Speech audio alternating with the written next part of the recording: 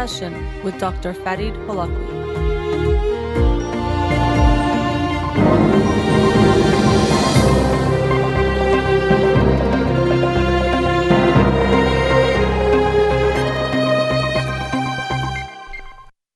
Good afternoon. Welcome to In Session. I'm your host, Dr. Farid Holakouee, and I'll be with you for the next 2 hours here on Radio Hamra. Studio number to call in, 310-441-0555. You can follow me on Twitter or Instagram or like my page on Facebook to get updates on the show or suggest topics or books for the program. And the shows are uploaded at the end of each week to my SoundCloud page and podcast on Spotify and Apple Podcasts. Again, our studio number, 310-441-0555.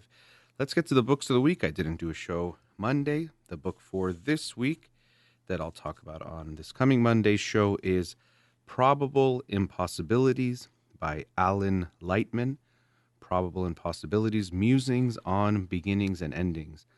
Alan Lightman also wrote a book called Einstein's Dreams, along with some others. Looking forward to reading that and sharing it with you on Monday's show. The book of the week from last week that I'll talk about today is Know Thyself by Stephen M. Fleming. Know Thyself, the Science of Self-Awareness. And I was very much drawn to this title, The Science of Self-Awareness, or the subtitle, because I think it's such a critical aspect of just well-being. Of course, there's the old saying, know thyself, which I think was in Delphi, I'm not sure, but it's a classical phrase that we hear a lot about knowing thyself, or the unexamined life is not worth living. We hear this phrasing a lot, but I think it's so critical in really understanding our experience of life, but also our overall mental health, that if you don't have self-awareness, it's very difficult to live a good life, to live a meaningful and happy life. And even that, for me, therapy, although you address issues and problems, so people tend to think, yes, you're depressed, you're anxious, you go see a therapist, and it definitely can be helpful for that. But more of what happens in therapy is an exploration of self-awareness, understanding yourself better, understanding your history better, how it's affected you, what has caused you to become the way you are, and first, understanding who you are and what you're feeling and thinking and all of that. So that's why I was really interested to learn about what Dr. Fleming has to say in this book about self-awareness. And so he's a cognitive neuroscientist at the University of College London. And in the book, he talks about self-awareness. So it's not just in the way that I was saying about, let's say, knowing about what's happened in your past, but in how we evaluate what we're doing and things like uncertainty, which is quite interesting, because if I ask you, for example, what's the capital of the United States? Especially if you live in the United States, you'll know the answer and you'll feel very confident about it. But if I say, for example, what's the capital of New Zealand? You might know it, but many of us, even myself included, might have a guess, but I'll feel much less confident. And so it's interesting, even if we think about that experience, maybe no answer comes to your mind, but even if an answer does come to your mind, there's also this other evaluation of your confidence in that decision or that response or answer, right? So I can tell you, well, what's the capital of the United States? And you might say Washington, D.C., and 100% confidence in my answer, or let's say 99.9 if that's the highest we're going to give you as an option. But if I say, what's the capital of New Zealand? You might draw a blank, or you say something. Even right now, actually, I don't think I know. Is it Auckland? I'm not sure. See, that's kind of how I feel. I would say Auckland, but I'm like 50, 60% sure.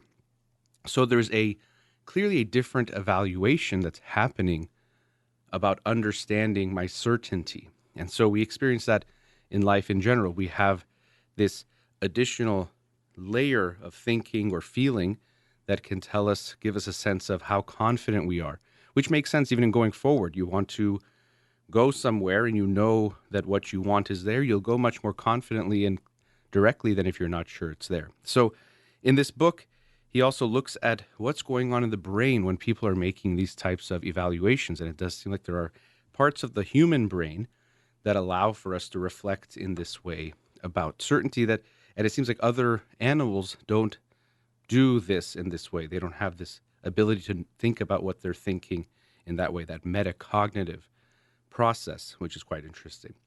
Now, it's also interesting is when we look at when this development of really fully metacognitive thinking comes about and thinking about our own thinking in that way, it appears to arrive at the same time in childhood that children are also able to think of the thinking of other people. So to me, it could be looked at as a chicken or the egg, but the way I think it was presented in the book was more that it was first that we were part of our observations, like a lot of things, is to think of other people's thinking. So we're looking at the actions of others to try to understand what they're doing and why they're doing what they're doing, something like a theory of mind. And so with that, we were then able to turn that to ourselves as well, to introspect and to evaluate my own thinking and feeling and things like that. So it's quite interesting to see that those two things arrive at the same time developmentally, which could tell us there might be some kind of a link. And so each of us have what can be called a metacognitive sensitivity. So what does that mean? This is going back to what I was just saying, is how good are you at predicting if you're right or wrong, or basically your confidence. If we keep asking you questions and asking you how confident you are in your answers, whether they're perceptual. So a lot of the studies he talks about in the book, for example, it's you see a cloud of dots and it's hard to tell exactly what way they're moving, sometimes more obvious than others. And you have to say which direction it's moving and also how confident you are that you are right about that. And some people are better at this than others. They have a better metacognitive sensitivity to be able to look at what's happening and also evaluate themselves, which is quite interesting. So some people are better, they're more metacognitively sensitive. It doesn't mean they're better or worse at the task itself. They are just better at evaluating their own performance, so to speak, while others are not as good at that, and they might have less metacognitive sensitivity. And then related to that, you might have a metacognitive bias. Some people just tend to think they're right more than they are. I'm sure you've met people like that. And some people tend to think they're wrong more than they are. So there could be a bias as well that you can have in how you look at things. So it's something to think about. It's obviously hard to think about how you think about things. You yourself might think I'm very good at assessing that, but really it would take an external type of an understanding to see, are you good at predicting when you're right or wrong, or how confident you are in what you're thinking, feeling, or your answer? You might be surprised. So that part, I thought was very interesting, recognizing that we have this, and it seems to be in some ways like a trait. So it's not just like, well, when it comes to perceptual things, you're good at knowing your, if you're right or wrong, or how confident to be, and in other things you're not. There seems to be some way that it's stable, a type of trait. Now, he does talk about, are there ways we can improve it, and getting into that, and there seems to be some ways that might help us become more aware. I think always the first step is just having the intellectual humility to reflect on that and recognize we might be wrong more than we think we are, which I think no time than ever has that been more important, which with how polarized we've become across the world. And I see it so much here in the United States. When we talk about any issue, people are so polarized into their, extremes of what they think is right or wrong, and they're so convinced that they're right. So it's not that the way I would deal with vaccines is right or wrong. It's like, I know I'm right, and anyone else who disagrees with me is stupid and immoral and all those other things. And so we see this with virtually every issue. And this is something I speak about a lot, this intellectual humility that's lacking when you see people post on social media about, for example, taxes. If we do this, this is exactly what's going to happen. Or if we do that, this is what's going to happen. Where economists who have studied these things for years can't predict it with that type of precision or be that confident. But people are just saying they know what exactly is going to happen. Or public health things, if we close things or open things, masks, no masks, all these things, I know this is what's going to happen. You have opinions, you might have quote unquote done your own research, but to approach it like you know for sure is probably a huge over exaggeration and lacks that metacognitive sensitivity to look at what is it you're even talking about. Can you even be that confident about what you're saying?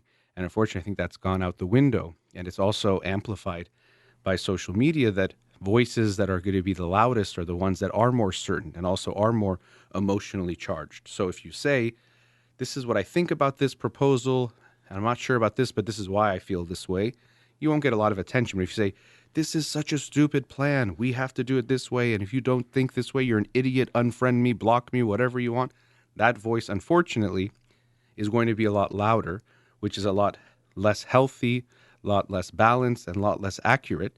But unfortunately, that voice is going to be louder. And we're seeing this amplification of the not good ways of thinking about things, and it encourages more and more of that. That if you don't say you know something for sure, then you're stupid or you're dumb or you don't know, and there's going to be someone else that's going to tell you they know for sure how it's going to be. So why wouldn't I listen to that person? Well, this is part of the metacognitive sensitivity. Now we're talking about someone else's thinking, but how you think about that. How confident should I be in someone's ideas and their thinking or what they're saying? And it's comforting to feel like we can 100% trust someone and think they know. But if we are being genuine with ourselves and really reflect on it, we see that they can't know the way they're saying they know. They can't be for sure about that. And so when we look at politics, he also talks about research that's been done on people who are on the extremes, and it goes both to the left and the right, those that are more dogmatic. When they even do perceptual tasks, they are worse at the metacognitive sensitivity. So they think they know they're right, that I can tell, for example, the dots are moving in this way, or that this image was brighter than that image, or whatever the test was. We see that even when it comes to perceptual tasks, there seems to be that stability of, I know I'm right. And that's unfortunately gets you in a lot of trouble because you don't look at all the information, and you're also less likely to look at new information. So we have this confirmation bias that I already know the truth. And if I get new information, I see it through the lens of what I think I already know. And I won't even look for anything that disconfirms that. So unfortunately, we see a lot of this happening more and more as we get polarized, that people are less likely to really evaluate all the information, and they think they have to be so certain in order to even hold any type of opinion or belief. There's also, for me, an interesting part about how we do certain behaviors, and talking about in sports, players versus coaches. And that actually, when it comes to being a player, this can be one place that a certain type of self-awareness can be hurtful, in the sense that once you perform and practice an action over and over again, it becomes automatic and more unconscious. And the more you think about it, the worse you're going to do. You actually won't perform better. And so this is what we see when we talk about someone choking or failing under the pressure of the moment, is it's usually because they're overthinking a thing that they need to do without thinking. So someone has to take a free throw at the end of the game, and the pressure of the moment and the crowd noise and everything gets to them. And you can even see signs their form will look different. The way they shoot looks different than they do when they're comfortably shooting and they're not thinking so much. And so actually, as a player, it can sometimes be better not to really be thinking so much or being aware of what you're doing in a detailed level. You have to let it flow through you. On the other hand, coaches need to be able to explain it to the players of what to do, what not to do. So they have to have more of that metacognitive side of understanding the self-awareness of what it takes to do well. And he mentioned how you often see that great players don't become great coaches. It's pretty rare. And also, most of the best coaches in any sport weren't very good players in that sport, if they played at all. A lot of times they were more role players or a smaller player, but they could become better coaches because they had to focus on different things than the player does. This is actually another reason why I'll watch sometimes post-game interviews, just because it's interesting. But I think the questions they ask the players oftentimes about why did you do this and what happened, and they give an explanation. It can be interesting to hear what they say, but often I don't think a player is quite aware of what they did in that moment. After the fact, they're explaining, I thought this, I thought that, I did this, but I don't know if that's really what was going on. Things likely were happening much more automatically than that. But anyway, plus the questions they ask tend to be, to me, pretty ridiculous at times, but it's all to fill more and more sound bites and create hype before the game, after the game, in between the games, to kind of keep that media machine side of sports going, which I obviously have to say I support because I watch a lot of sports myself. Anyway, coming back to this, that's my self-awareness. The Science of Self-Awareness. This book was, I think, very interesting in understanding, or giving me an understanding of the science behind what we're seeing in self-awareness, understanding how the human brain might be actually processing this type of information, how uncertainty plays such a critical role in how we interact with our environments, both from a perceptual way, but also intellectually. When we consider different things, we have to recognize when we don't know what we know or how confident we are in what we know. And I think it's important to reflect on that aspect of self-awareness, the kind of meta side of things of how do I think I am about this? You can even ask people around you how they see you. Are you someone who's overconfident in what you know or underconfident? Or are you someone who seems to have a pretty gauge on when you know something and don't know something? So quite fascinating in those ways. That was Know Thyself, The Science of Self-Awareness by Stephen Fleming. Let's go to our first commercial break. Studio number 310-441-0555. We'll be right back.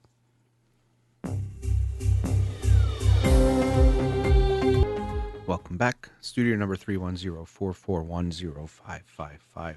So I wanted to continue on this theme of when we talk about self-awareness, but our awareness of the information we are taking in. And when we talk about metacognitive sensitivity, as I mentioned in the previous segment, it's about our own confidence or awareness of the confidence we have or should have in what we think, believe, perceive, whatever it might be. But another way of that is when someone else is talking or taking in that information, the confidence we have in their confidence. So it's kind of like maybe meta or some kind of recursive thing. But when someone tells me they know something, how confident should I be? And that was in the book too, things like eyewitness testimony and how it can be, of course, helpful, but it can be flawed often. And especially once an investigation has gone on for a while, it becomes less reliable because it gets affected by so many things. And so the person might get more and more confident, not because they're more confident genuinely, but because they keep repeating the story and police officers and other investigators repeat it or make it seem so true that it feels more fixed and firm and true, but it's not necessarily the case. So that was in the book too in some ways. I also am looking at it in the sense of when we hear people tell us about something, because you get a lot of that. And people, especially as I mentioned, are drawn to certainty because there is some connection. Even that's what we think. If I tell you, I'm sure about this, and if you know me and you trust me, okay, well, you know that when I tell you I'm very certain about this answer or this whatever it is, you feel pretty good. If I say I'm not so sure, you trust that too because you know I'll say that. Unfortunately, a lot of times we're meeting people or interacting with people, or it's companies or someone online, and it's the first time. And so we can only go based on that one interaction, or that is our first interaction. So one thing that it came to my mind when thinking about this segment was the phrase scientifically proven. And so you'll see that on a lot of advertisements for things. This nutritional supplement is scientifically proven to boost X, Y, and Z. This shampoo is going to do this. This product is scientifically proven to do this thing. And so if we think about it, scientifically proven is a paradox or an oxymoron in the sense that science does allow us to learn a lot and we see a lot of things from it, but we can't say something is just scientifically proven in the sense that we know for sure it's true. Because science is this process of trying to really more prove things that we think might not be true or not support something. Really, we're trying to understand things better by bringing evidence for and against things. But most respectable scientists will never tell you they've proven this thing, especially proven it beyond a shadow of a doubt. So when you just think this is the science and it has to be true, something we hear a lot, that's itself a mistake. Now, I should maybe make a caveat here about it doesn't mean when scientists say something it's meaningless or it's equal to what anyone else says. Not at all. When we're talking about proven, that's what I'm talking about. But our best understanding of something is going to come from the individuals who have been studying that phenomenon, whatever it might be.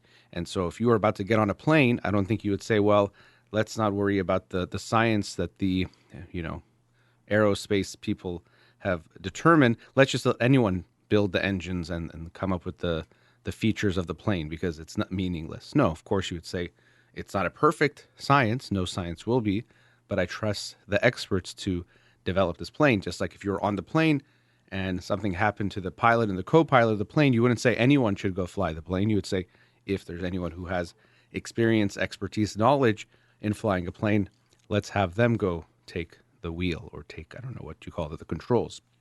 So my point definitely is not to say don't listen to science. It's recognizing it is imperfect, but it's our best answer. It's our best understanding is to to listen to those who have studied that particular question, that particular field, whatever it might be. But coming back to this potential for overconfidence that we can see, people will say that they have proven something when, in fact, science cannot do that. They can't prove that thing. And so if someone tells you something is proven, that tells you they're almost definitely trying to sell you something, which is this belief in their product and then the product itself, or oftentimes, depending on what type of a thing you're looking at, it could be selling themselves, which is also to sell you themselves as a product. So when someone is being overly confident about what they're doing and they're stating something that can't be true, we want to have that metacognitive type of sensitivity of evaluating that information to recognize what's going on here, that someone is really trying to make us believe something that can't be proven. And so I see this a lot also with mental health types of things online, where people will say, this is definitely going to help you with your relationship, with your depression, with whatever it might be. And quick fixes are so common right now. It makes sense to want a quick fix. If there is a solution to something that takes less energy, it would make sense to do that. Just being any kind of biological being, if you could do something easier, well, of course, you should look for that approach. So this is where, when we talk about the metacognitive sensitivity, we can understand we are drawn towards things that make things sound easy and simple. We're drawn towards certainty. If someone says, this appears to be the way it is, we're not sure, that leaves us with some anxiety. If someone says, this is definitely how it is, 100%, that makes us feel more certain. But if we're genuinely trying to understand the situation and see the reality of what's going on, we have to recognize that even though someone can say it in that way and it might feel good in the moment, it might draw us to it, it's not because it actually is good information. And so this actually relates to something in metacognition of how we learn in general. And this was in the book as well. When we're studying, that's actually a form of metacognition we might not think about is, how am I going to study for this test? How much time do I need, of course, but then also, how am I going to study? Am I going to review notes? Am I going to try practice questions? Am I going to reread the materials? Am I going to study with someone and then we test each other? All of that is something that we have to try to figure out in learning how we study. And I always think that when people go to college, one of the first things is they learn how they learn. What's a good way for them to study, what works and doesn't work for them? Because you're much more on your own in college compared to high school and before that.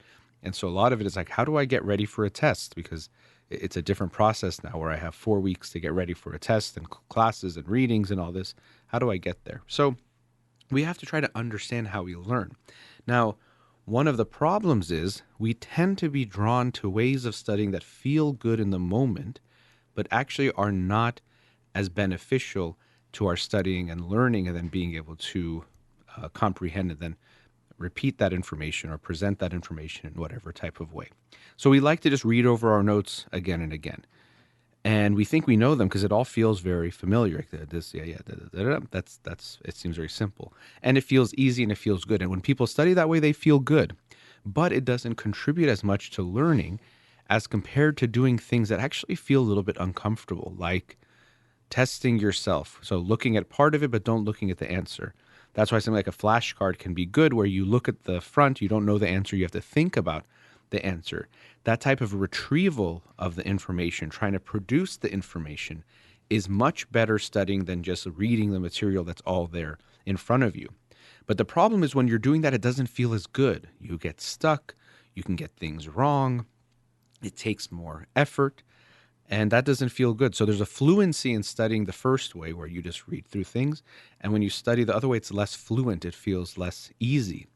A great analogy that lends itself very obviously is when you exercise. So imagine you do an exercise and you're barely moving and it just feels so easy and good. Or you move a little bit, but you're barely pushing your body at all out of its comfort zone. And it feels really good in the sense that it's comfortable and easy. But how much is it contributing to you building your physical strength, your cardiovascular strength, all of those types of things, your actual genuine health is not going to be impacted much by that kind of workout, or won't have many benefits. But if you do a workout that's tough, that you do movements that aren't easy for your body and push it a little bit out of the comfort zone, something new and different, that's much more likely to lead to building of strength, cardiovascular ability, all those types of things. So we see the same thing in learning, but unfortunately, if we just go based on what people feel good about doing, they choose the easier option, which doesn't serve them in getting ready for the test. And so similarly, when we are taking in information from the world, the easier thing is just to, okay, I'm going to say this source is very confident, so I'm just going to take in everything they say, and that's it. It's a lot easier that way than to be like, oh, well, this person seems to have something to say, but I still want to think critically and skeptically about what they're saying and make sure I'm thinking for myself and not letting them just do the thinking for me, because that is easier for me. So often people are taking advantage of this. They know that if they say something with certainty, that they're 100% right, that there's no room for doubt, that they are for sure the person who knows, you're going to kind of be lulled to sleep and just take in what they have to say. And over time, more and more, you'll just look to them as they know everything. I don't have to think for myself anymore, which feels good. And now they can take advantage of that in whatever way, whether it's just getting your attention, which might provide them with some kind of income or give them the attention they want, or selling you something in some way down the line. And now you think, well, this person knows stuff. So of course, I trust them. And two, there must be something good in this thing they're selling me. And now they have you kind of wrapped around their finger. So we have to do the harder work, which doesn't feel good, but to constantly be aware. And this doesn't mean you never trust anyone or you're 100% skeptical. We have to find a balance of taking things in, but also making sure we think for ourselves. Even in Eric Fromm's book, To Have or To Be, I think it was called, I was very struck by something in the book where he's saying when you're reading a book, you shouldn't just passively be taking in the information and just sitting there and think of yourself as a receptacle taking in the information. You should think of it as a conversation in the sense that you are reading, but then you're also thinking and coming up with your own ideas about what you're reading, what you agree with, what you don't agree with, different perspectives, things that might apply to your own life. Now, it's a conversation. Hopefully you don't hear the author responding to what you're saying. That itself could be another issue, but you shouldn't just be passively taking in that information. And even taking a step back, something I thought about doing this segment, and it's come to me before, I read these books every week. And so I do a little bit of research, but it's not so deep. There's only so much I can do without reading the book of the author and what the book's about and different things. And this is where we do definitely look at people who are reviewing the books, and there's a credibility that comes when you see certain individuals who have reviewed the book and give a little blurb on the back cover. But then I read the book. And now when we see a book, we think, well, this person has something to say. Now, I mean, in a way, we all have something to say. But what I mean is that they have something meaningful to say. Something is very good about what they have to say. And the truth is really when someone writes a book, it's not that they necessarily have something good to say. It's that they think they have something good to say. Which is very different, because there's a lot of people that think they have something good to say, and they genuinely do. But there's a lot of people that think they have something good to say, but they don't have the metacognitive sensitivity to understand their own ability or what they have to share, or they have a positive metacognitive bias to think that they're more certain about what they have to say than they probably should be. And so they're also writing books. And on the flip side of that, unfortunately, there are probably thousands, and of course, throughout the course of history, millions of people who had something very valuable to say, but didn't believe in themselves enough to write their book or to put it out there in whatever way. So there's all these unwritten books that we will never get to read. And there's a lot of written books that we shouldn't read, or actually won't contribute to your understanding, or might even contribute to your misinformation and miseducation. And it's hard to tell the difference. There's no litmus test to clearly know this is one of those books or not. And of course, it's less black and white than that there could be something in that book that's good or bad, or in almost any book, but we have to be critical in how we think about those things. So we can't even think, well, this is a published book, it must be good. This is even they're a professor at a university, they have to have something to say. And I don't by any means say this to undermine what people do when they create ideas, when they study things, science. I think it's wonderful. I obviously read the books because I think they have value. But it's just a reminder that we have to constantly be aware of how we're listening, what we're listening to, what people are saying, the biases that we can have, the tendency to want someone to be certain, so we might be drawn towards that. But recognizing that the more valuable voices, the ones that are going to be more reflective of a reality, are going to include some uncertainty. It doesn't mean they're flip-floppers. It doesn't mean they don't have ideas or beliefs or thoughts. It just means that they're trying to look at the whole scope of things, and they have the intellectual humility, which is a huge strength, to recognize that they know some things, but they also know they might not know it as well as they think they do, and there's so much they don't know and so much they don't even know they don't know. So they approach with that mindset that I'm trying to keep understanding. I'm contributing to the understanding, but I can't say I know it all myself. So as tough as it might be, we have to accept that no one could do the thinking for us. It's always going to be up to us to continue that process. And if we're even listening, we're part of the conversation, even if we can't actually talk back, and that we're doing some thinking in our head as well. All right, let's go to a commercial break. Studio number 310-441-0555. We'll be right back.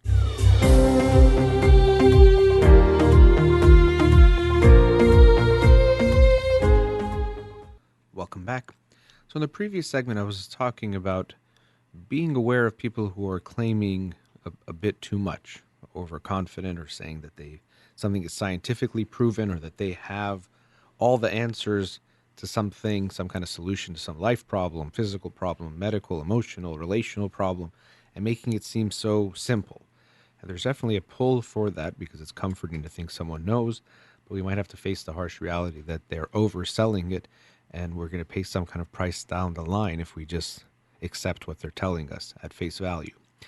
But at the other extreme, there's a very common, maybe even more common experience that people have of thinking less of themselves, of thinking they can't do something or they'll never be good at something, and holding themselves small, which we all can do in different ways, and some people might do it more than others. And so there's ways that we can even use insecurities to protect us. And so this is what I wanted to talk about in this segment, because it's oftentimes confusing or sounds like a misnomer when we hear things like comfort zone, because when I tell you I'm feeling comfortable in my chair, or this is a really comfortable temperature, that means it feels good, and it just is good. It's nice for me to be in that type of experience. But when we talk about comfort zone in our lives, what we're talking about is accepting some type of reality, which might even be very distressing, depressing, make us sad, make us feel even miserable.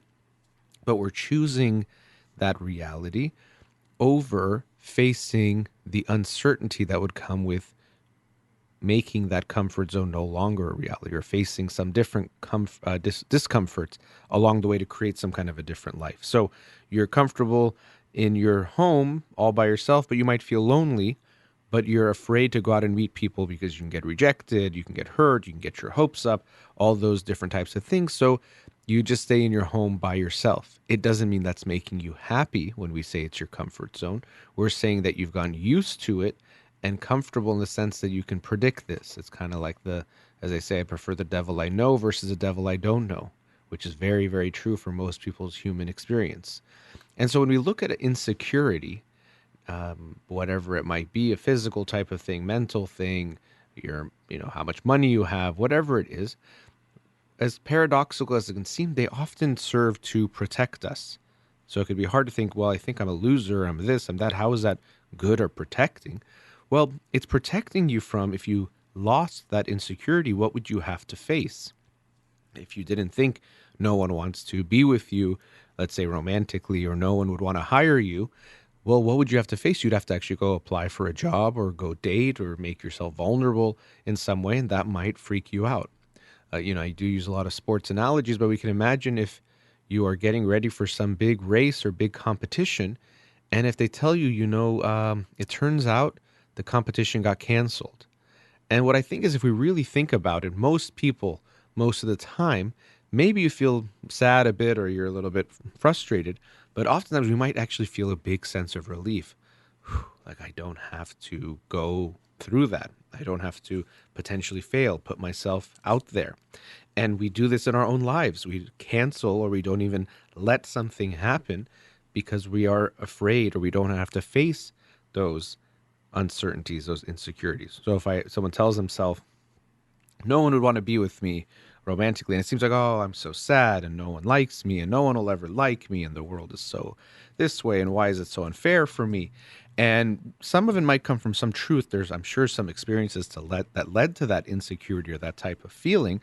But then if you try to challenge it, you might even notice this, that they don't want to accept that, or there might be things that disconfirm what they're saying. Like, oh, what about that guy that approached you, said he wanted to go out with you? Oh, no, no. I mean, he's just da da da. There's some reason to take away that possibility because we can see there's a protection in holding on to that insecurity.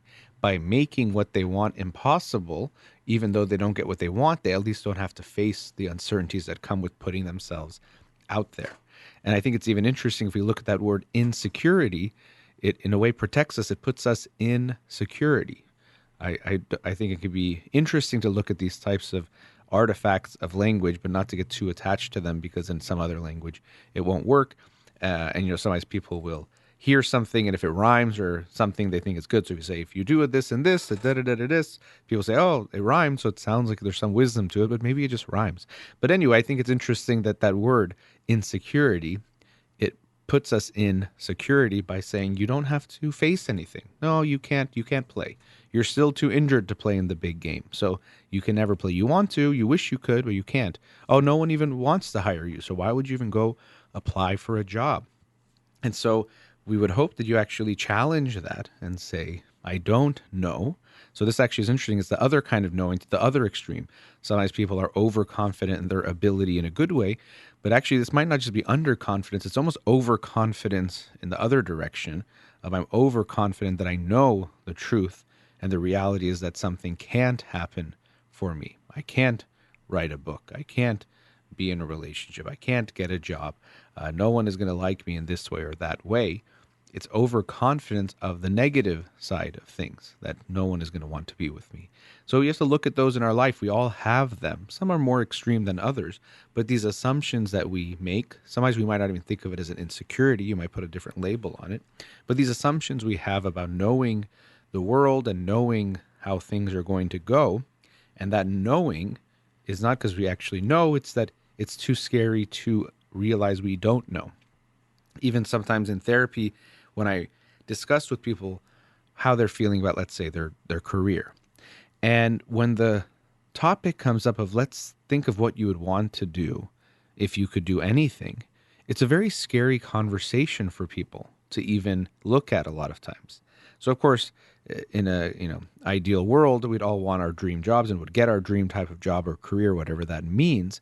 But when it actually comes to real life, and you already have a career, and let's say you've already studied and you've done it for many years, it can be scary to realize you wish you were doing something else.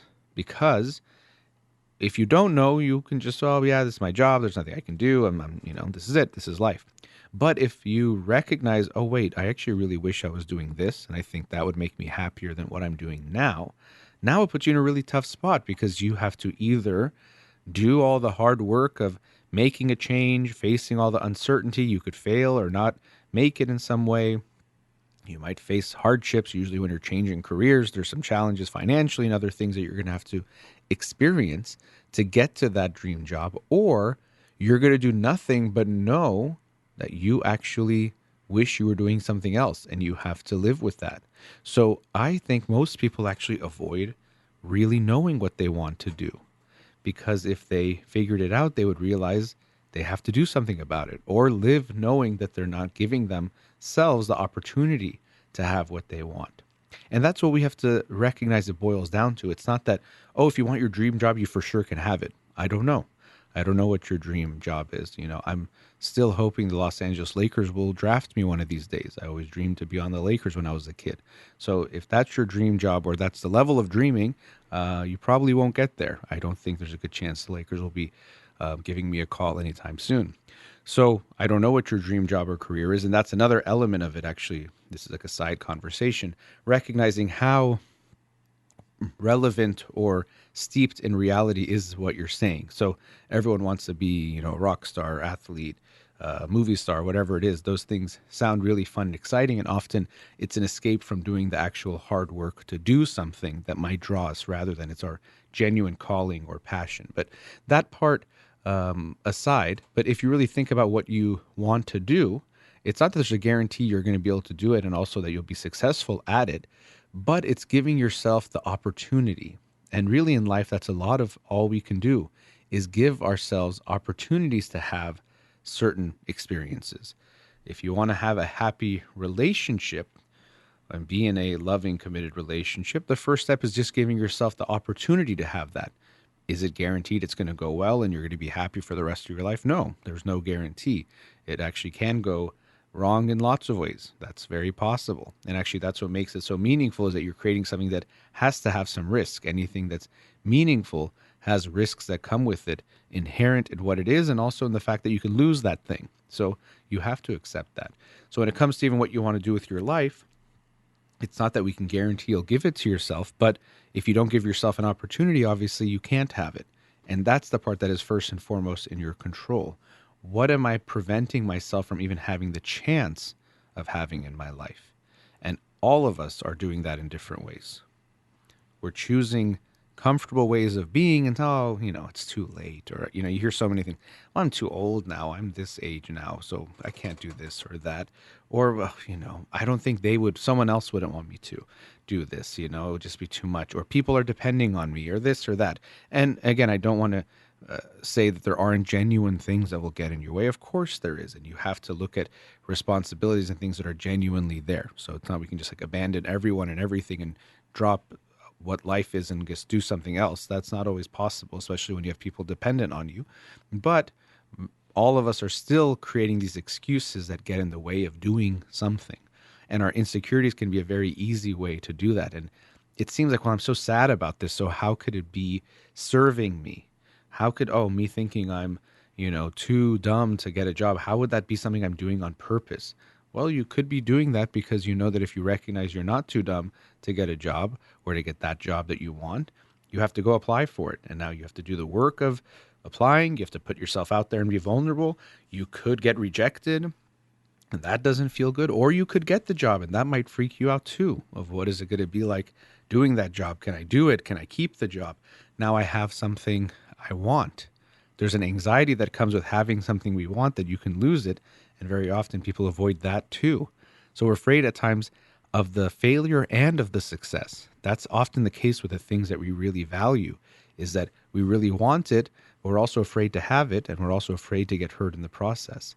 So ask yourself, what are the insecurities I hold on to, that might be holding me back? How am I using those insecurities as a form of protection to stay in security, to prevent myself from having to even try certain things? And in that way, what are the opportunities that I'm not even allowing for myself to have, to try to experience some of the things that if I could choose what happens in my life, I would choose to have these certain things, but I'm not even giving myself that chance. So we can be overconfident for sure in the positive way, but we can also be overconfident in the negative way of thinking we know that something is not going to work out or that we can't have something. And we have to challenge that. And as the simplified way I like to put it is, we often choose depression over anxiety, meaning we choose a sadness, but a sadness we know, over facing the anxiety that comes with facing that uncertainty. And I hope all of us will consider the challenge, or one of the challenges that we have in life, is to go into that uncertainty and into that anxiety. Don't just settle for the life that has somehow come upon you. Choose a life and put yourself out there to face those things and those obstacles and challenges, and give yourself the opportunity to have the possibility of having the life you want and the things you want in it. Let's go to another commercial break. We'll be right back.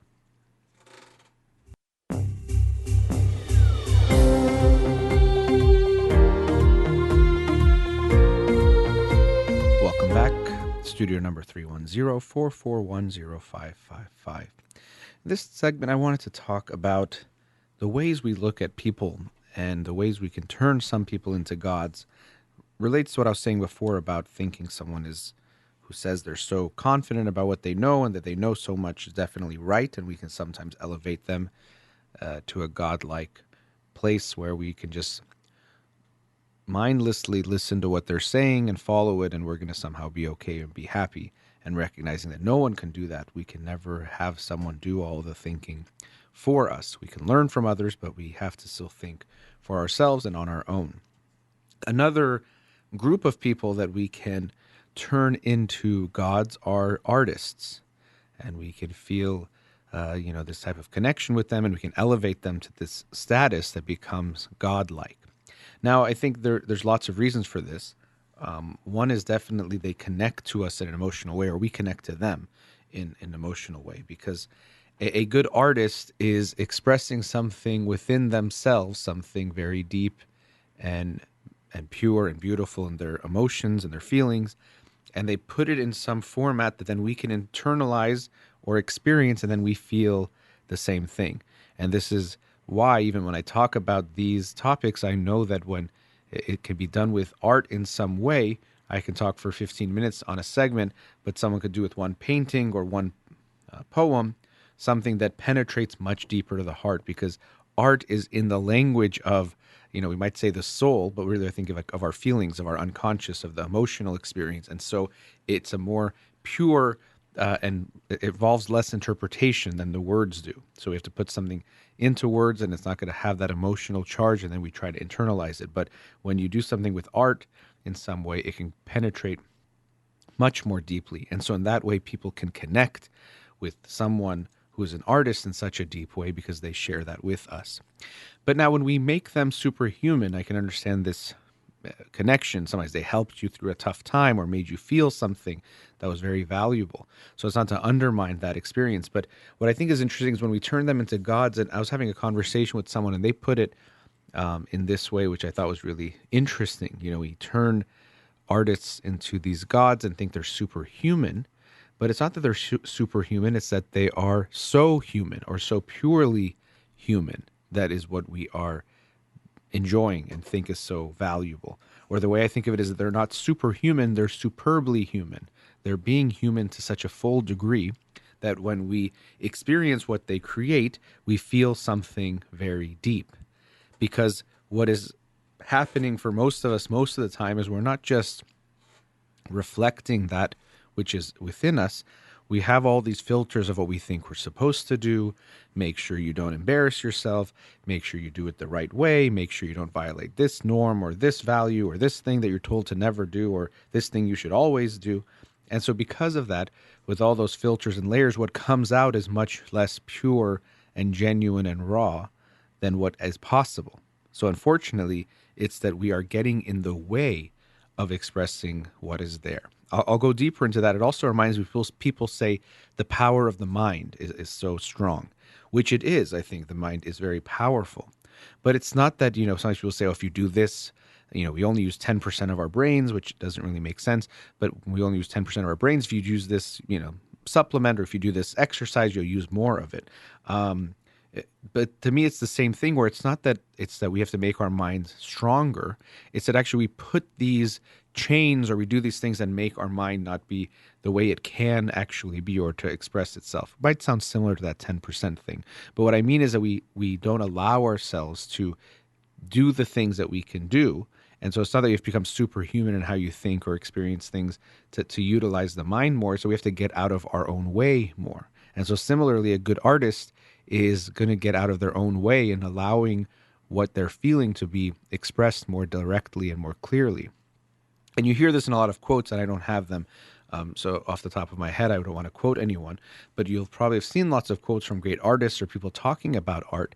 And they'll actually often say that what they're trying to do is capture that inner child, or if they could paint as they were a child and now create that with their adult hands, they would create something much more beautiful than if they try to paint as an adult themselves. So there's something about that childlike innocence, and it's not to say that children should be, it's about being a child itself, but it's recognizing that more unadulterated way of experiencing life, that you just play, that you're being free, that you just express yourself. And I'll get into being an artist itself, but also a recognition that we are all, in a way, artists in that sense, that living is a art in the way that we are improvising or creating everything that happens. And that book's Free Play by Steve is it Nachmanovich? I'm not sure if I'm saying Stephen Nachmanovich. Anyway, in that book, he was talking about, even just conversations or our everyday life is this type of improvisation when you communicate with one another. And even if you think of that, having a basic conversation, so much of it gets affected or filtered by the things we think we're supposed to do. Well, I have to say these things. I have to say that. I can't, express something too strong. I have to keep things within myself or within certain boundaries. And so it becomes much more rigid. But if you think of your more enjoyable conversations, they're usually the ones that are much more free flowing. There's a flexibility. It might not fit the standard mold of what a conversation has to look like or is supposed to look like to be formal and good in some way. You're just communicating and both of you are having a free flowing exchange. Those are usually the much more enjoyable conversations. Even as I'm saying that, I'm imagining I'm having almost a smile on my face thinking of that type of interaction that's more free, that's more open, that I can just tell you what I'm thinking, you tell me, or I make a joke, or I don't have to say the kind of thing that we usually say. And that's what makes it enjoyable, is it doesn't have to fit that mold from the outside. So it's not that we're tapping into some superpower of having this conversation. It's that we're removing the filters and the layers that interfere with this more direct exchange and this more direct back and forth that we can actually have and create together.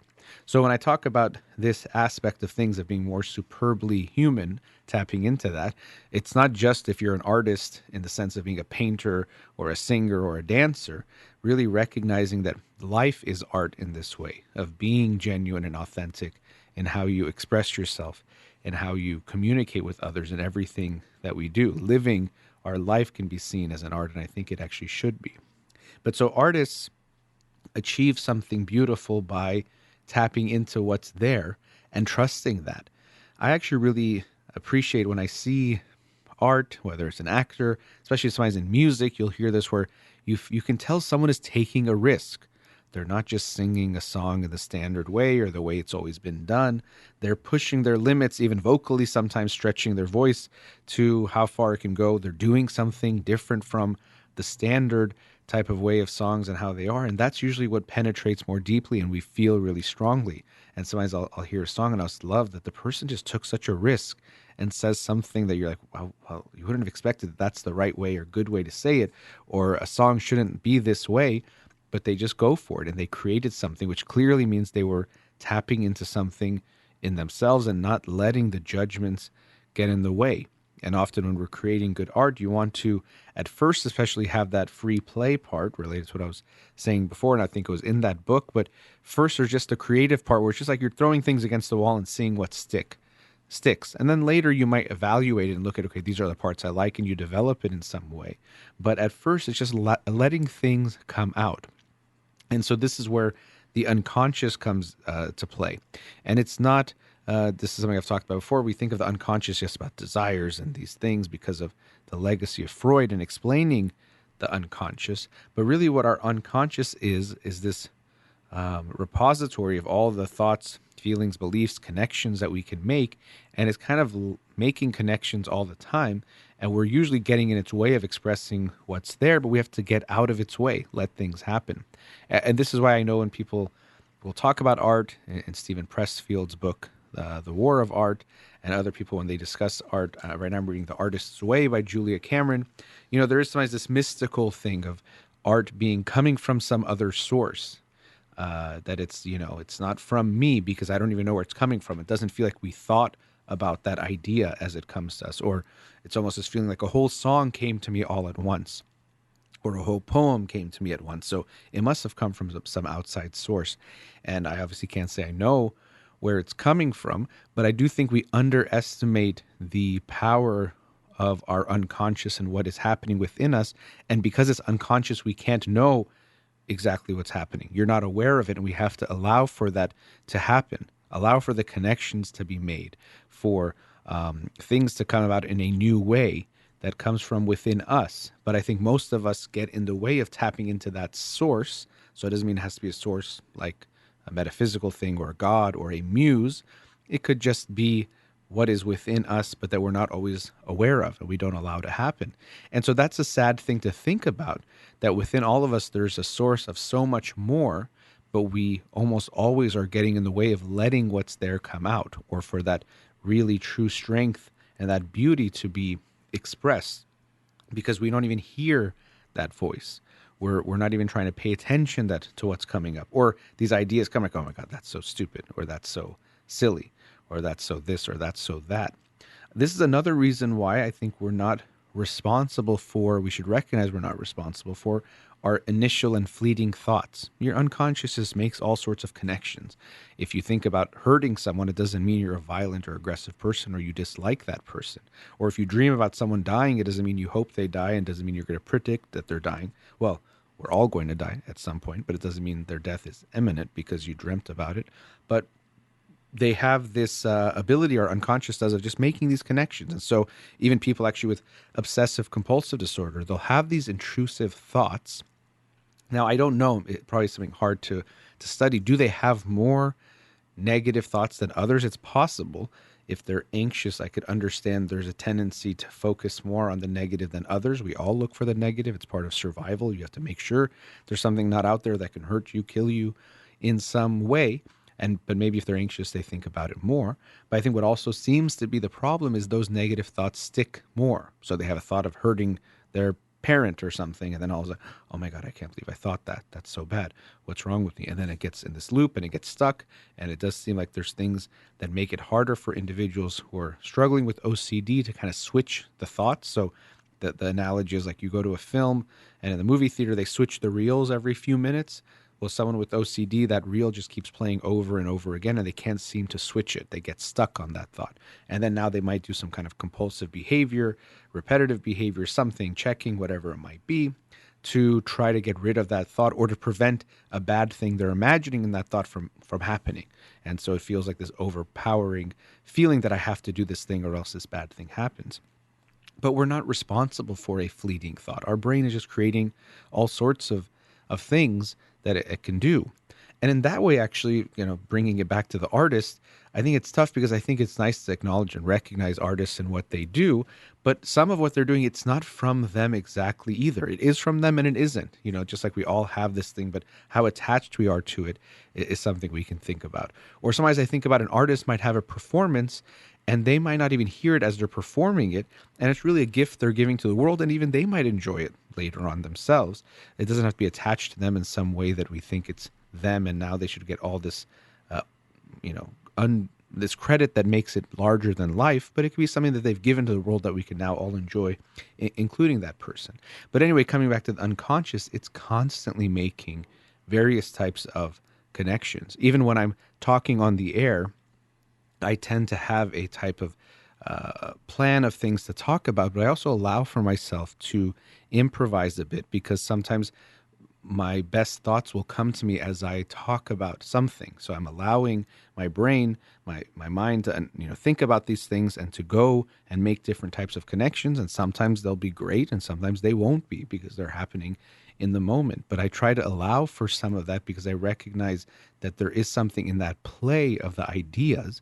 And when we think of play, we think it's something silly and informal or has to be not serious.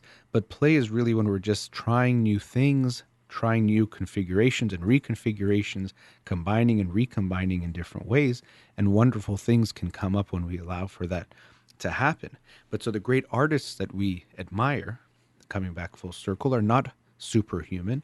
They're superbly human in that they have learned how to trust that voice, how to connect to that voice within and those things that are going on within them, to allow for their unconscious to play and to trust that play and to play with that even more, to bring it out and even consciously play with it too, to create something new and to trust that there's some value there.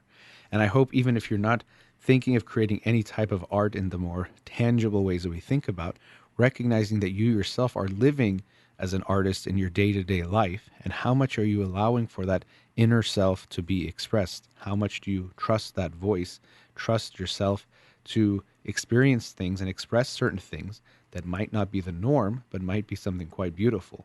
We can express our art in a variety of ways in our day-to-day life. Our conversations can be one of them. Think of the beautiful conversations, the artistic ways you can communicate with one another. It doesn't mean you have to be dancing and doing something funny as you talk, but genuinely expressing something from within. All right, let's go to another commercial break. We'll be right back.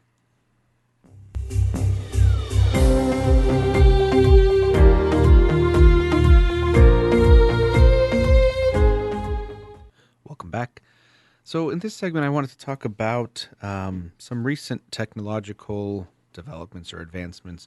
Definitely, I'm not on the cutting edge of explaining any of those things, but just wanted to share some thoughts about an area of technology that has been around but is becoming a little more prominent. It seems to be gaining some steam, and that is living or experiencing a metaverse, or being in what's called Web 3 or Web 3.0, which is basically being in these virtual reality type worlds. And you can do it in different levels. Sometimes actually wearing something like an Oculus goggles or glasses where you are fully immersed in it, or sometimes it's just on your computer screen.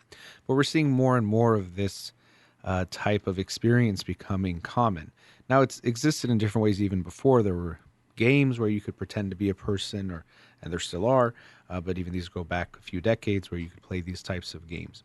And now, when I see these types of technologies and things come about, I always try to be cautious, because we know that often when there is a new type of technology, or almost always a new technology comes out, people think it's going to, be the end of the world, or it's going to have such a negative impact, and it becomes very black and white. Is this thing good or bad?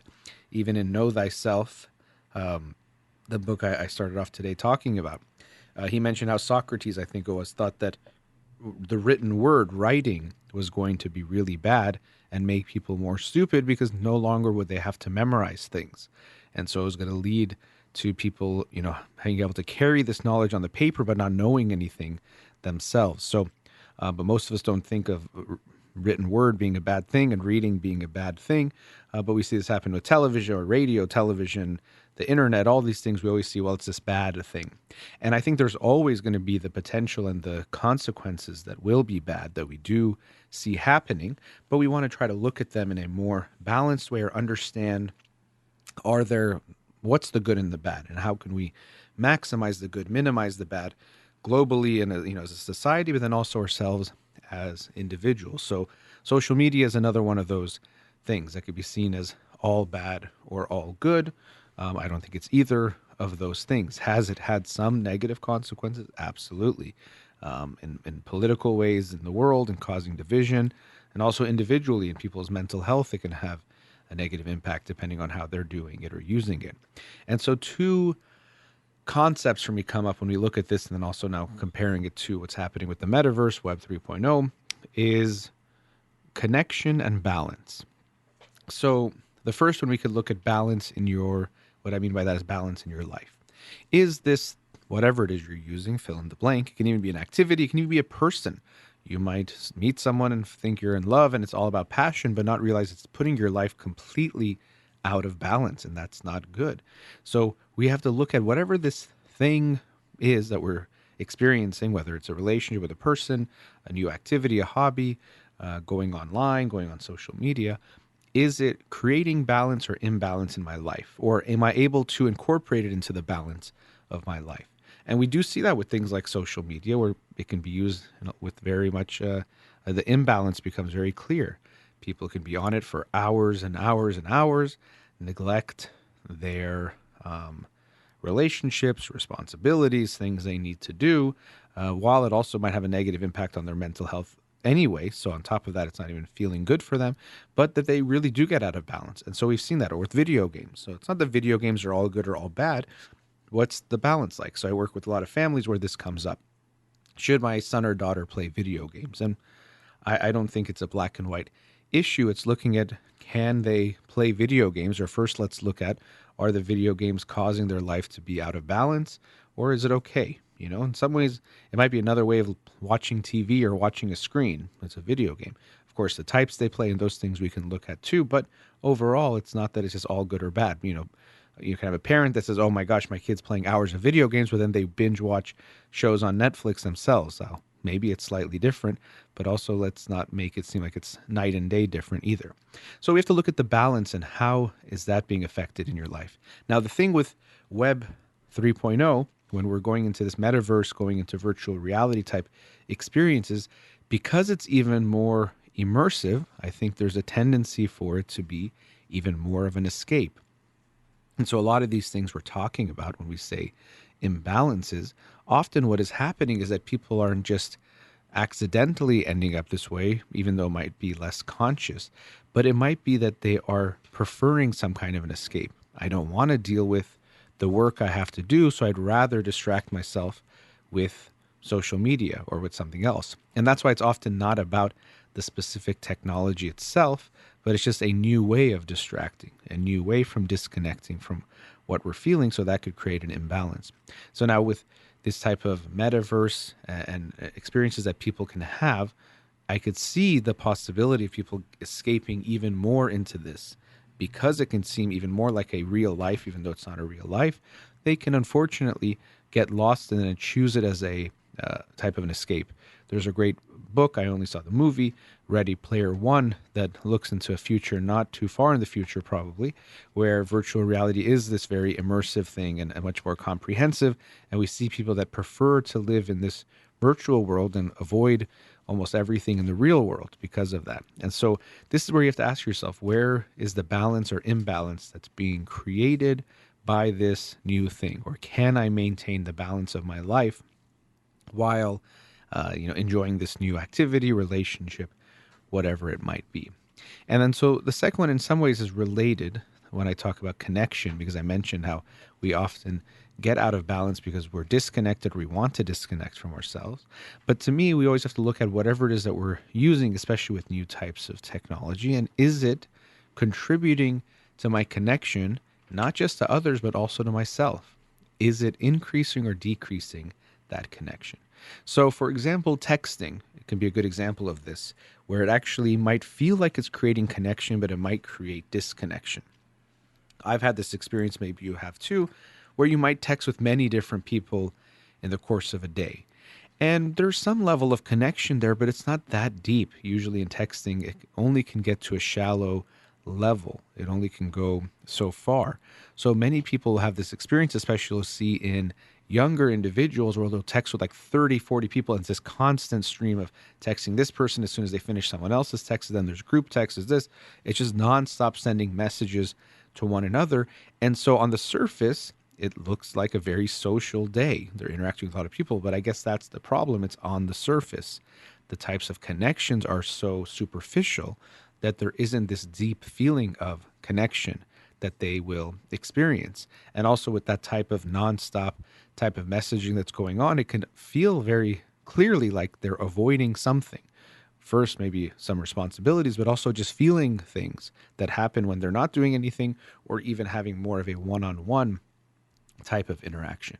And social media is the same thing.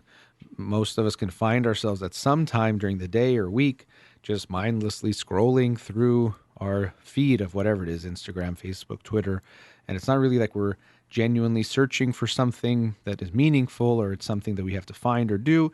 It's very clear that we're trying to disconnect from ourselves, or we might not be aware of it, but that's often the case. We're using it as a disconnecting machine, not a connecting machine. Let me go on Instagram again because I don't want to feel my feelings, or feel what's going on, or face something I have to do that I don't have to face, and I'd rather distract myself. So I'm disconnecting from myself. So we have to ask ourselves, is it leading to connection or disconnection? Because there is also possibilities for connection. People can connect with people that they never met in any other way. It might even turn into an IRL, in real life type of relationship or connection, but they can meet online. Or you find people who've had a similar experience than you, and that could be very meaningful. You thought you were the only one dealing with a certain type of issue, whether it's an identity type of thing, or a medical or psychiatric, psychological type of issue. And you can go online and find people to connect with, and you don't feel as alone. You can create a type of online community. And this is definitely something that happens. So now with Web 3.0, as I mentioned, imbalance, I think is something we have to be aware of. I think it's very possible and lends itself for creating imbalances. People escape into this virtual world and prefer it over their real life, but the real life issues won't disappear and will continue to get worse if they're not faced. Similarly, with disconnection, people can go into this virtual world in a very disconnected way and just want to have superficial interactions, or just enjoy the anonymity or whatever it might be. But there's also potentials for connections and communication that might be very genuine. And it also might allow for some people that might be socially anxious, not that they should avoid facing that too, but let's say initially to connect with some people, to interact with people when they might be afraid to. Also during the pandemic, we saw that it was harder, and it still is, to be around people, especially in groups, in public or in real life. And so it could be nice to connect in some other way. So I think there are these potentials for connection that are out there as well. So as always, we want to look at the balance of things, or look at both sides of things. Even I've been doing more of these Twitter spaces. They're kind of like clubhouse rooms, but on Twitter. Feel free to join me. I put them on my Instagram usually when I'm going to do them. I had one this morning as part of this group that I'm with, Astromojis. That's a PFP NFT project. If you don't know what that means, you're probably like most people, and I didn't know much about that, and I'm still learning about it as well. But we're doing these type of spaces just to allow for people to talk about mental health issues that they're going through, to talk about therapy and what it's like to go to therapy, different issues related to mental health. So generally, I share some things, but then it also becomes a conversation, and people are sharing all sorts of experiences. I've had the opportunity to meet, again, in this virtual way, and hearing just their voices, but meet people from around the world and learn about their experiences. Next Tuesday, I'm going to do a room with someone, Twitter space, and she's doing portraits of individuals in psychiatric hospitals in Poland, where she is, to humanize these individuals. You know, people who are experiencing severe mental illness are often very much dehumanized by people, not seen as fully human, and because of that, their treatment can be as such that they don't get the type of dignity and respect, and especially the help that they desperately need and deserve. And so it's wonderful that she's doing a project, Luna Voss, where she is painting these individuals to create, more of a humanized perspective. And I think that's wonderful. I would have more than likely never have heard from her or of her had it not been for meeting her in these spaces. So I have to be aware of this balance myself. Could it create disconnection, escaping things, not meeting some other responsibilities? But when I'm experiencing these spaces, these rooms, it's allowed for me to connect and learn things and benefit from other people's stories and experiences and what's worked for them and hasn't worked for them in a wonderful way. So I just wanted to share this mindset about this, and that we have to be careful, because when we escape into these worlds, this type of a line came to me, and we busy ourselves in the world of what ifs, we miss the beauty of what is right in front of us. When we stay in this what ifs, what can happen, what is it like, we miss the beauty of the things that are right in front of us all the time. And we want to make sure we don't do that. We want to make sure we experience things, and we can do things online that actually facilitate that too. But we want to make sure we never lose track of that our lives are to be lived fully and experienced fully. Don't live in the world of what ifs. Enjoy the beauty of what is right in front of you. Let's go into our last commercial break. We'll be right back.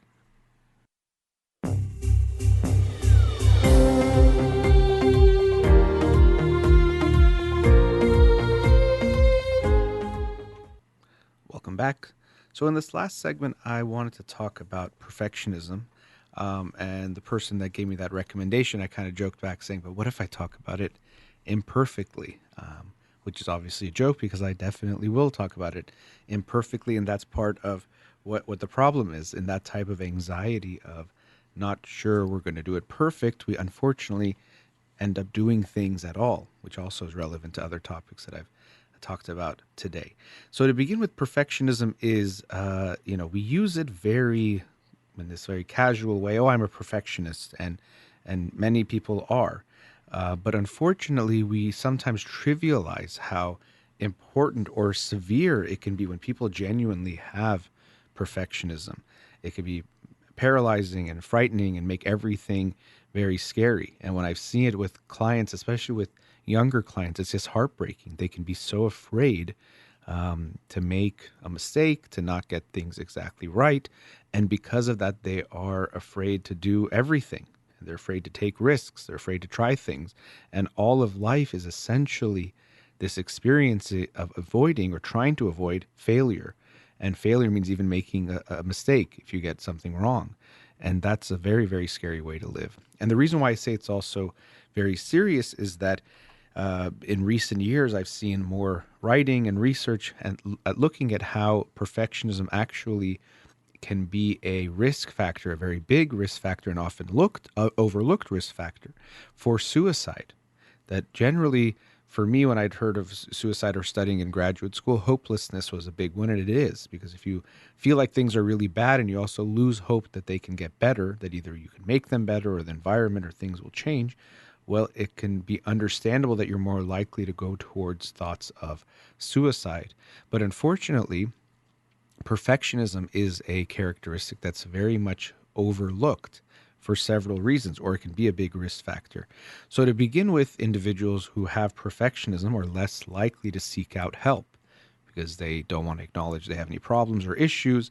And then, of course, sharing that with someone else or even asking for help makes them feel weak or stupid, or I should be able to do it on my own. So sadly, they often won't ask for help either from friends or family or in a professional sense. So they will be suffering emotionally from the perfectionism itself and maybe other things, and they likely won't seek out help. So that's unfortunate. And so then this feeling of just, I should always be able to do things and do well, means that they're definitely going to get disappointed in themselves and their lives because they can't be in their life, can't be perfect. So a note to parents to just be so aware of this, that yes, it's good to encourage good values, hard work ethic, even doing well on things, to appreciate that and support that. But to really, again, it's like there's a million things you have to think of as a parent, but one to be mindful of is, am I in any way promoting a perfectionistic mindset in my child and perfectionism? Because I think often parents think, well, if someone does something wrong, a kid does something wrong, you have to point it out. But I so often see kids that I'm working with that they already beat themselves up enough when they do something wrong. So it's not that you have to ignore it or pretend like it's good or that nothing has happened, but to realize you don't have to add more emotional intensity to whatever has happened or gone wrong. Sometimes you'll see a child who's, let's say, 5 years old and has an accident and wets themselves. They don't need any extra putting down. They know it's bad. They feel horrible. They're embarrassed. They're ashamed. What they need from you is support and comfort to help get through that and to make them feel that they're okay, that they had this accident. It's an accident. We make accidents and mistakes. That's okay. So parents have to be very aware of this. Even it's happened so many times on the air and even in therapy where we'll say, okay, well, tell me about, like your 12-year-old son. Like, oh, he is just perfect. And it's interesting because it sounds like a compliment, but it gives me anxiety when they say my son or my daughter is perfect, because that tells me it's not that they're perfect. Of course they're not. They're human beings, but it's almost that there is this expectation or hope or wish or desire for that, or somehow the child is presenting in that way that concerns me. That's actually a big red flag rather than a positive thing. So perfect is a really unfortunate word. Let me read a quote from you that I've come across recently that I think is quite wonderful related to perfectionism. This is from John Steinbeck, the writer of Grapes of Wrath. And now that you don't have to be perfect, you can be good. And now that you don't have to be perfect, you can be good. I think it's so beautiful. It captures it so wonderfully, the sense that once we take that burden away from ourselves that we have to be perfect, now we can actually be good. Because what we see happen so often is when people try to be perfect or think they have to be perfect, first of all, it'll make them perform worse. And also, they just won't be good. They won't do a lot of things because, well, I can risk failing and risk doing something wrong. So why should I try? So what we see happening is, unfortunately, when perfectionism takes hold of us, rather than life being something that we want to experience, to enjoy things, to have something happen, life becomes just about avoiding mistakes, avoiding failure, which means avoidance is the biggest thing that we experience. Another related concept comes from things like mindset. So you maybe have heard of a fixed mindset versus a growth mindset. There's a book called Carol Dweck, who really is one of the people that came up with this concept of fixed versus growth mindset. And so a fixed mindset means that when we look at some kind of a behavior or some kind of achievement, we think that it's just coming from some innate talent. That's a fixed mindset. So I got an A on a test because I'm smart. I just have this level of intelligence and smartness that makes me get an A on a test. A growth mindset is more focused on recognizing that it's about the effort that's put into something that leads to success or failure or how well you do. So I got an A on a test because I studied hard. That's a very different type of a thing, because the reverse is, if I got an F on a test, if I have a fixed mindset, it's, well, I'm stupid. I'm not smart enough to do this thing. I have to just give up. Whereas if I have a growth mindset, if I get an F on a test, I'm like, oh, I definitely didn't try hard enough. If I try harder, I will do better. And so this is why parents, when you're talking with your kids, is another thing to be aware of, is how you compliment them. And so now it might seem like we're being nitpicky. A lot of people will say, well, my mom or dad told me I was stupid and an idiot and ugly and all these mean things. And now you're telling me that when I say nice things to my kids, I'm saying the wrong nice things. And it's like, I get it. It could seem nitpicky, but it's being aware of the effect it can have on your kids when you compliment them or praise them in certain ways, that it can have an effect. Because it sounds so nice. Oh, you're so smart. You're a genius. And I know every parent from a young age thinks their baby is a genius. You know, they did this thing and I can't believe it. And really, they do amaze us with what they do.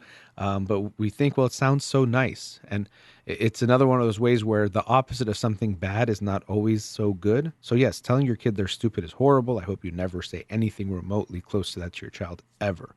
But it doesn't mean always saying you're so genius, you're smart is going to be good either, if you're not aware of the effect that could have by giving them a pressure. Oh, you got that right, you're smart. You got this right, you're smart. Because now it seems like getting it right is smart and getting it wrong is dumb. Whereas, yes, there is some connection there that someone who is intelligent will get, let's say, more types of questions right. But it's also that the effort is something that we want to focus on and emphasize, because that's in their control. What you're good at or not good at, that innate talent, is completely out of your control. You're just born with that.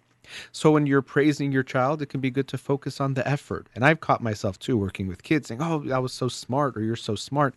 But over time, I've focused more and more on that. Then when I've worked with kids and, let's say, tutoring or doing something that focus on their effort and how much they are trying, or when they report on their grades, like, wow, you must have really worked hard if you got 4 A's and 2 B's. Way to go. You worked really hard. Because when you get that type of feedback, you are actually excited about challenges. And this is exactly what we see in the research. So when kids are praised for being smart when they are successful on a task, and other kids are praised for working hard, when we now give them an opportunity to either do something that is as hard or even easier, or to try something more challenging, harder, the ones that were given the praise for being smart, the fixed mindset type of option, they're more likely to choose an easier task because it's so scary to be wrong. Now I'm no longer smart if I get it wrong, so let me choose something easier.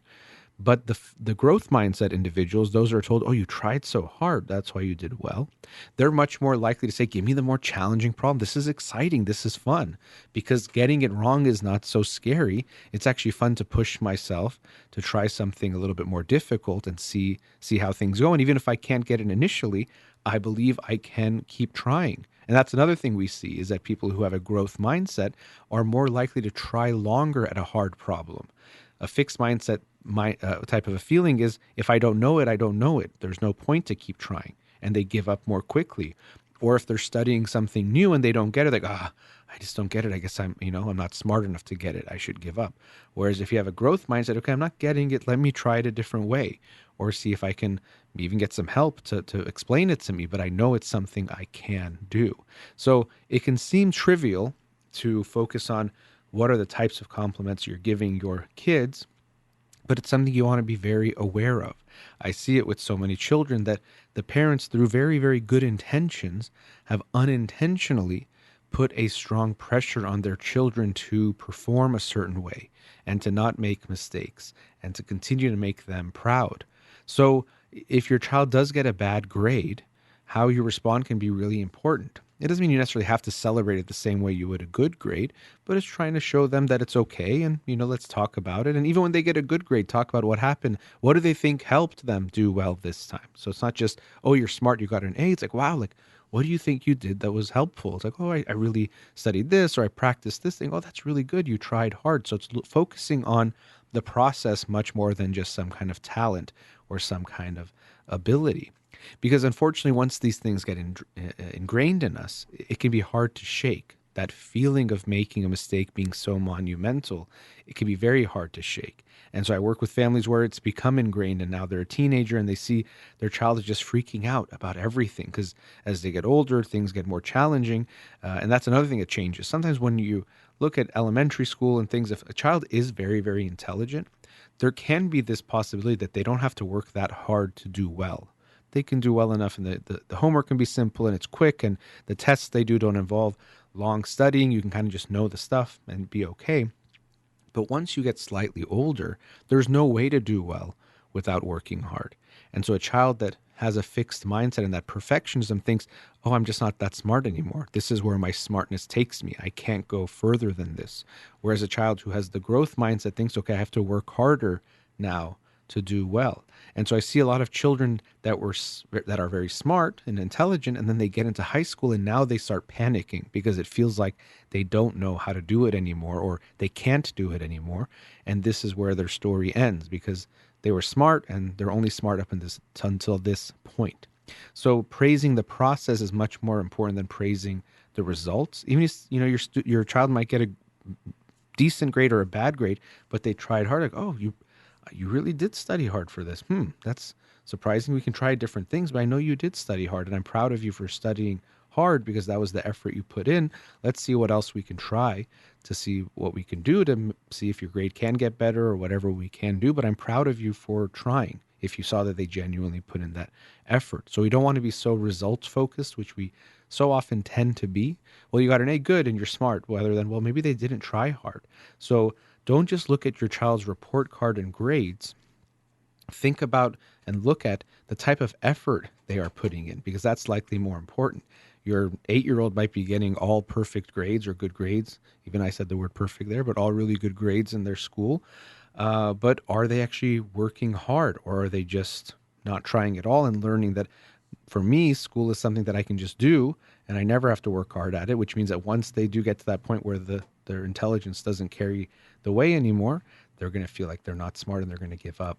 So perfectionism is a very, very hurtful and sadly painful type of mindset for people to have.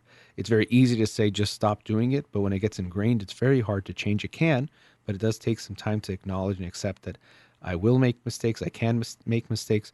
I'm lovable despite making mistakes. It's part of being a human being, and that's more than okay. It's going to be expected that I should try things where I will make mistakes. And that's even something you can do.